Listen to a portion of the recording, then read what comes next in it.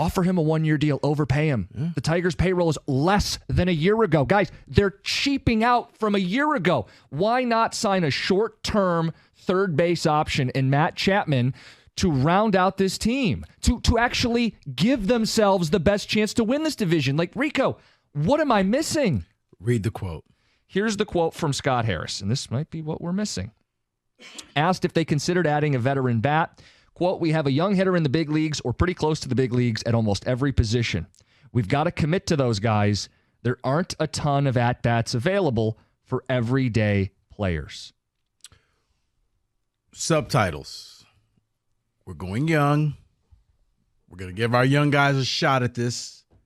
And we're going to win with our guys. You know, it's funny. Last year, the narrative was we can't call these guys up because the big leagues are a big adjustment and they're going to fail and it might not be perfect. Now you're relying on those dudes to win a division? You feel am I missing? I'm not trying to be a Richard. No. Last year, we can't call them up because they're going to be too unpredictable and it's too difficult. Now we're going to lean on them to win a division. Right, because now they got a year under their belt. Not Colt And, Keith. and you hope that we'll platoon and maybe around July, August, we'll bring you up. Okay, so the one name that everybody's looking at for third base is Jace Young. Guy hasn't played third base very much. They think he projects well. He's not going to break camp with the team in April. You're right. No. So you're going to throw away a couple months without a third baseman? Yes. Rico, I'm so sick of these slow April starts. And now it feels like rather than add someone who can help them be better from opening day on, look, man, I know you're upset. they're kind of sandbagging the start of the season then intentionally. I know you're upset.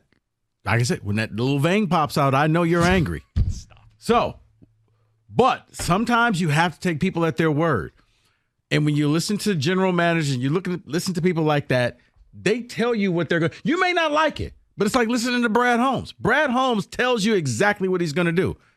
I could appreciate it because it's not GM speak. Same as with Scott Harris. He's telling you, Young, I think I have the guys, and as soon as they're ready, I'm going to put them in there. And I'm willing to platoon this thing out until I get there.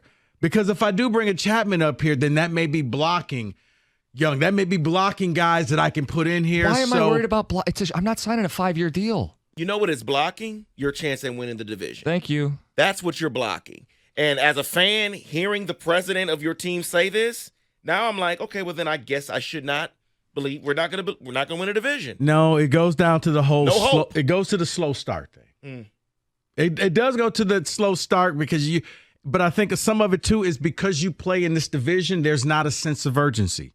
You don't have to rush and try to win this thing right now because look, they were competitive last year. Yes. I mean, I remember we were joking like, can you guys just stay competitive till the Lions preseason starts? And you know what? Mission accomplished. Yep. The Tigers were fun to watch. Like all of a sudden, it's like, they were in the graphic. I'm all about young, developed position players. This team has been long failing in that department. But now they're putting all their trust in these young guys before they've earned it, and I do think there's the potential that they underachieve because of it. And they're okay with that. And that's my worry. Many people believe that Spencer Torkelson has finally made it. How long did it take him to get to this spot, though? Right. And that's what I'm worried about. But you look the at young Torque. guys will get in and struggle possibly. No, but you look at Torque. You look at the Riley Greens. It took a little bit, though. And he's saying, why can't we do this again? So because our division is not this division where we, got to worry about the Yankees and the Rays and all, we got an easier division. So there's no rush. Clearly. And if we have to, maybe we'll make that signing in the middle of the year.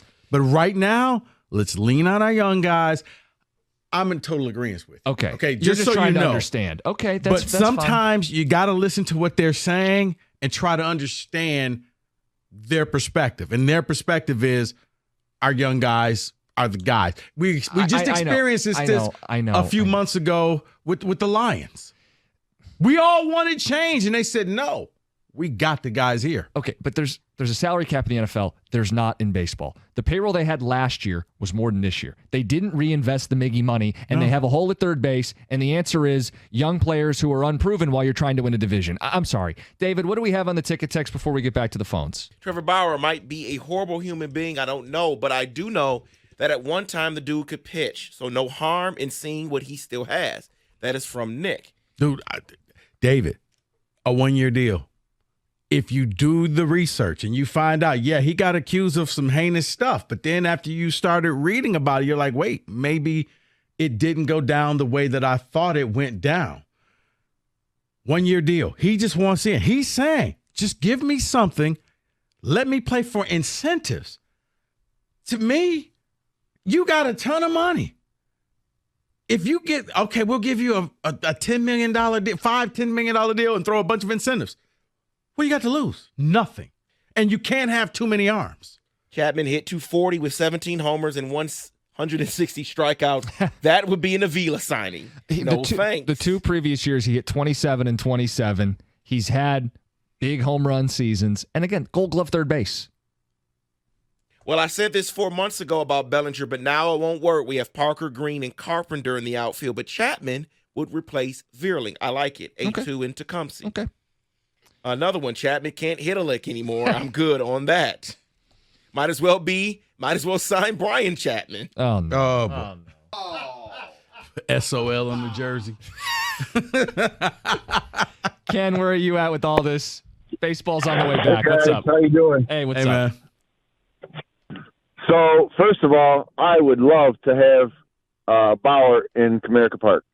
I think that would be a no-brainer, especially for as cheap as you can get him for 1 year, even 2. Mm-hmm. I think that's would be ridiculous not to sign him if you had the opportunity. And then to get the other guys, how would you like to?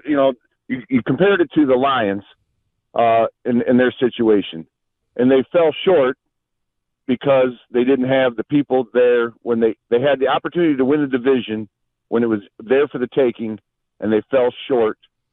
They came up short by not having a couple crucial guys in the lineup, veterans. Mm-hmm. And you're kind of in the same position here. In this, I mean, once you get into the playoffs, anything can happen. So you got to get into playoffs, which means you got to win your division. And once you win a division, anything can happen after that. Yeah, this division is the weakest in baseball. I mean, this is why the Tigers have a path to the playoff to begin with. No one's advocating that they could make it as a wild card, but how do you make up the 9 games that they need to catch up on the Twins? And long term, it is going to be with the young bats. Yeah. But in the here and now, while you have a window where you can grab a couple games, grab a more proven player to close the gap, I think that's the conversation. 248-539-9797. The Tigers have pitchers and catchers reporting. You satisfied with the offseason, or do they need to go make another one of these moves we've been talking about to close the gap and win the division? It's 97.1.